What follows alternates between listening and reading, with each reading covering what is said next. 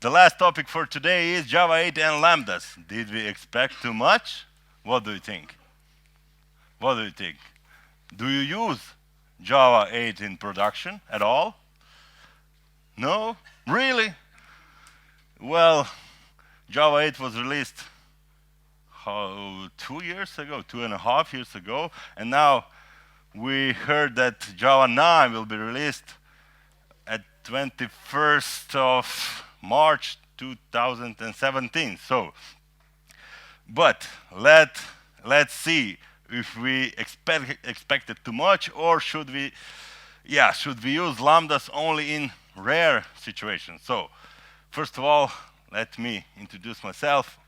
I'm Aleksander Radovan. I'm Java team lead at King ICT, and of course, my first language, my first serious job was related to Java, so I have more than 12 years in Java. I'm Oracle certified professional Java programmer, and I'm also senior lecturer at several universities across Zagreb. So I see many students, my previous and actual students here, so it's a familiar environment, so to say, for me. Okay, I'm also a student, so as you are, I'm also a student. I'm a PhD student at FAIR in Zagreb, so yeah, I'm trying to connect my knowledge of Java with some, let's say, artificial intelligent things with solar panels, with predictions and so on. But it's too complicated for this lecture. Maybe we can talk about this next year, who knows. And I'm also president of education board at our JAG, HUJAK, Hrvatska udruga java korisnika. Here's our logo, so you can see the Duke with the T-shirt of our national soccer team. Yes, so it can be easily recognized. Okay, so let's start with this history, the most boring slide today. But we started at 1996 with some special features like Java long thread class, and we have to wait until 2004 to see the improvement. Java 6 introduced some phasers, etc., and Java 7 introduced our fork join framework. So if you want to be a certified professional Java programmer, you have to know everything about this fork join framework. But now we have a Java 8. Is Java 8 better than our conventional methods of programming? For example, better than for loops? What do you think? No? Let's see. I started, analyzing Java, and I was confused 2 years ago. I expected a lot. So I was trying to, let's say, analyze some specific situations and to measure performance, and hopefully we can conclude something out of this, my little research. Java lambdas are based on functional programming paradigm. Of course, you can use multiple threads, cores, and so on, and it's easier to use the whole strength of your processor with all the cores. And of course, a question: faster than conventional loops? Should you use Java Lambda always or only in special situations? Let's see. So, I have two little kids at home, Leandro and Tessa, but I have my baby here. Intel Core i7 processor, 32 gigabytes of RAM, and of course SSD hard disk. You cannot live without SSD nowadays. And of course, the latest Java, Eclipse, Neon, and I started with, let's say, generator of objects with random values. My domain model is pretty simple. I have a person class and a programmer class, a class that extends this person class. And I wanted to see which approach, which strategy, produces the best performance. Iterators, loops, comparators, of course, sequential or parallel streams. And to avoid unnecessary errors and to make it more let's say, believable. Every measurable was performed 10 times, and the average values were taken into consideration. So this is my huge complex domain model without any I don't know, Hibernate annotations and so on. I didn't use any libraries, so that's why I started only with those two classes. So my strategies were using iterator for each loop, comparator, sequential stream, and parallel stream. So this is the first approach. When I started working with Java, the version was 1.4. So we didn't have anything special. We didn't have for each loop. So every single iteration should start like this. This is our list of, let's say, 100 objects, and you create an iterator. And you get a reference to this iterator, and of course, it will be nice to have to start with a purely academical approach.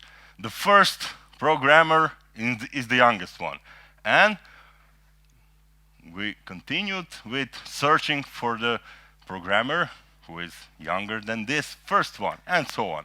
Pure academic approach. So, without any nesting, casting operation, so we use this iterator with this programmer as a type, and simple if new programmer get birthday is after this next one, we found a new programmer who is the youngest. The first approach. Okay, the second one, let's use for each loop. For programmer, new programmer, programmers sublist, because we already used this first one. We started a sublist. We started searching for the next youngest programmer with this sublist. The first one, and till the end of this list, and of course, one more time. If we found another one who is younger than the previous one, that's it. Okay, the next one, comparator. So we have a special one-liner here. We have to compare two programmers by birth date. So do we sort programmers that in a way that at the last place is the youngest one, or at the first place within our list is the youngest one? What do you think? Take this into consideration. Youngest programmer. So this comparator should set the youngest programmer at the end of this list. Do you agree? How can you change this behavior? You can put, let's say, you can replace, switch places with Pn and P2, and you can get the opposite thing. Okay. The third one is this, and the final two are based on Java, one-liners. So fancy one-liners Java. Okay, youngest programmer means, okay, let's fetch a stream from this collection.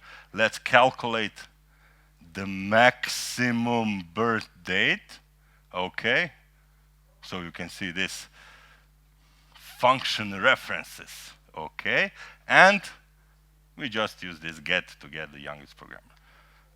The only difference between these two approaches is the parallel stream.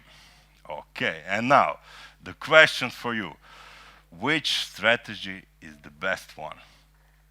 With, let's say, 10 objects. Which one? You can get an award if you know the answer. I have Bananco, I have Tortica, whatever you want. So, but you should guess the right answer. Try. No, this is the worst one. Yes. Great job. So these are the results. You'll get 2 chocolates. Congratulations. Oh, sorry. Okay, but these are the results if you work with only 10 objects. So if we increase this yeah, number of objects to 100, what can you expect? Do you see the same thing or something will change here? Who will be the best with 100 objects? What do you think? Who? Parallel stream. Some other answers? For loop. Oh, interesting. Let's see. Oh, we have a tie. Okay, 2 chocolates for Vedrana. Yeah, oh, sorry. One more try. Yes. Okay, so as you can see, still the sequential stream is too bad compared to so-so and the parallel stream also. What about 1,000 objects? For loop. Why? Also, tied results. Who said for loop? Bananco and for you. Okay. Who said? Okay. Yeah. Okay. Oh, sorry. Let's continue. 10,000 objects. What do you think about that? For loop. For loop. Luca, our .NET evangelist.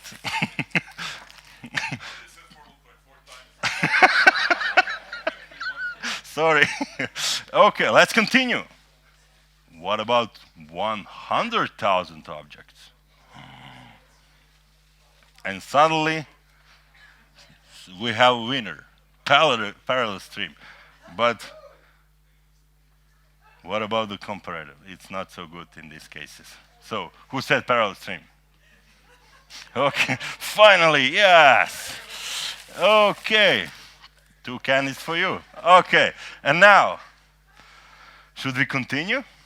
No? What about 1 million objects? Funny. What's happening here? Great answer, great answer. It's Java. Yeah, you cannot predict everything. Should we start? Yeah, should we go further? No.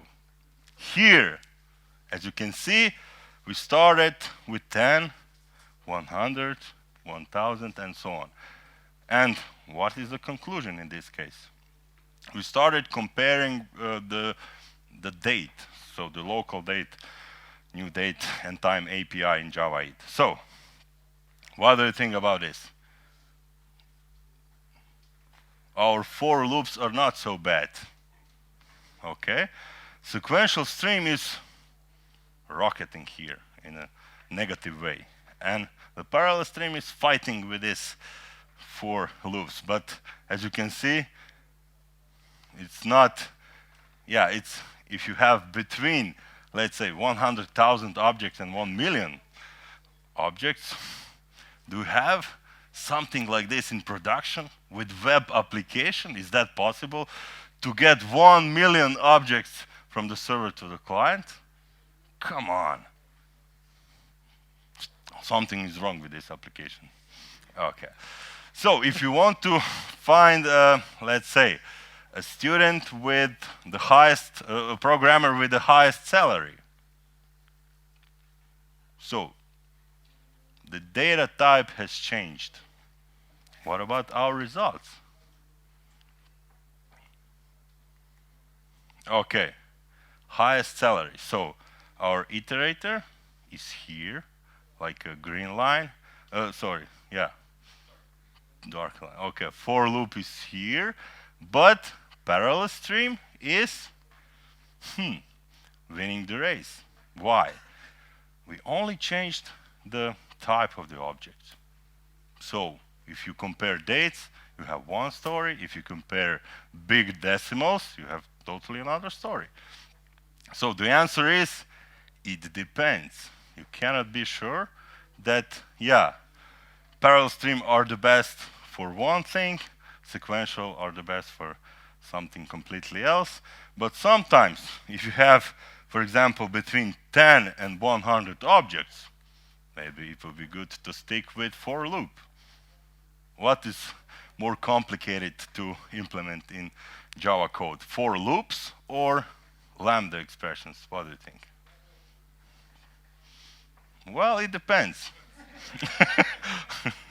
Yeah, I think the Java Lambda expressions are only 2 years old, so to say. So that's why maybe you should, yeah, constantly uh, trying to use this in your code and your solution and to see what are the results. But if you have performance issues, maybe you should see, okay, let's start with the for loop, and maybe with the for loop we have the best results. Okay, and after this we have to find, for example, let's analyze one more result.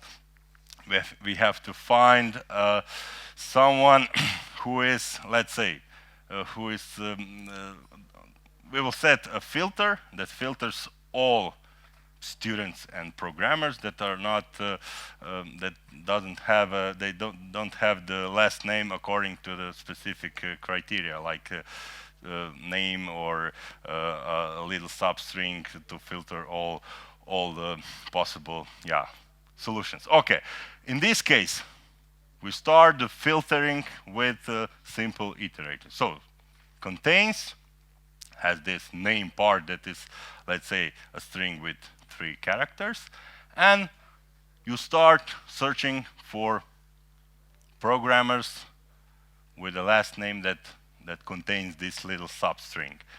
This is the first one, so we have an initial list. After that, we just add new programmers to the filtered list, and the second one with a for loop, for each loop, so to say, to be precise.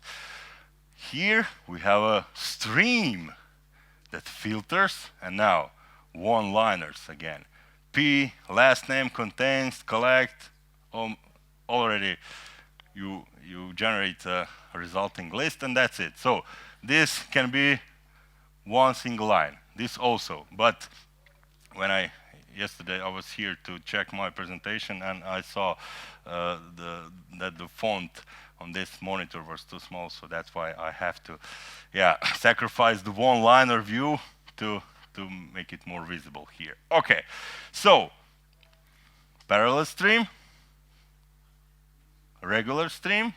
We don't need a comparator anymore, so we have a iterator and a for loop. Who is the winner in this case? What I think? Parallel, sequential. You don't believe that for loop can win this war? No? Who said parallel stream? Who said sequential? Oh, I don't have enough chocolates for for parallel streams. But let's see. Who is the winner? Parallel stream. So if you want to filter something, just try to use parallel stream. Yeah, I think I have 3 torticas. Who said parallel stream? Chorluka, Kovacek. These are my students, that's why I know. And Brutus, sorry, Emilio. Okay, so to conclude everything, what should you use? The answer is, it depends, exactly. You cannot be sure. You don't have a silver bullet. You should test the solutions. So, stream API methods are not the best choice in every situation. Try to, yeah, benchmark a little bit. In case of arrays, the difference is more drastic. I saw a lecture, a presentation of Angelika Langer. Do you know Angelika Langer? Java guru and so on, okay. He also did something similar, but with arrays. And who uses an array with 10 million long values? It's pretty silly. My programmers and, yeah, persons are more, let's say, more usable in a real world. With fewer objects, the conventional ordered way is more appropriate, and of course, it depends on the data type.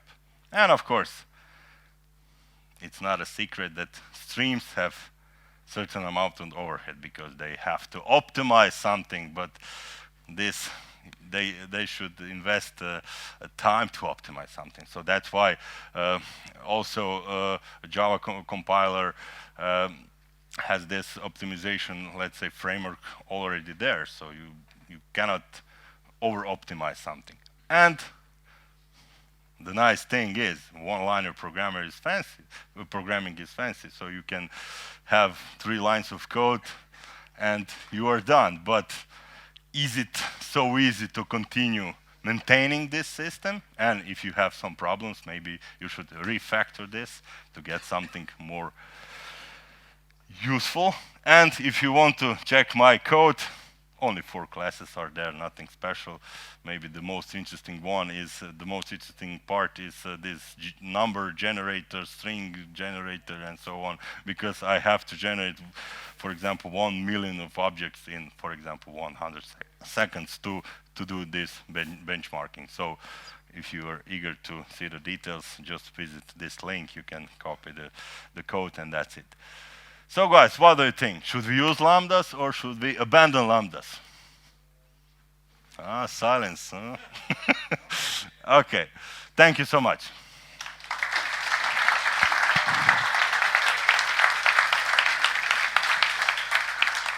Any questions? Oh, sorry. I have 2 comments. Okay. First, regarding this comparator approach. Okay. I think it is obviously unfair simply because it's a different complexity of the algorithm. Yeah. So, of course, by how it increases. So Exactly. but otherwise, I think generally with approach with parallelism, how you use it here, if you have if you have very fast operations in each loop, then you have effect of stealing a cache line Okay. between threads. And Okay. this is the reason why when you have short operations as checking Mm-hmm. comparison with integers, you won't see any effects regardless how many threads you put, because you have counter effect of stealing caches. How if you have a slower operation per thread, which means that you are somehow lowering the effect of cache stealing, of course, parallelized approach will be faster and faster. So this is the reason why in the last example, obviously parallel was. So do you think this is also dependent on the size of a cache level 1, 2, and 3? No? Okay. First, if operation is slow, Okay. then the parallelized approach is faster. But not only this, I think it deeply depends on how you iterate, because now it's this interleaved when you have iterator, and then if you interleaved sequence that you assign each values to threads Okay. randomly, then they will steal each other cache lines. Mm-hmm. If you, for example, but if you have 1 million elements and you give a quarter of a billion to first thread, will give second thread, and that, Yeah. then, you won't have any counter effect of stealing caches, and then parallel approach will be clearly faster. Okay, thank you so much.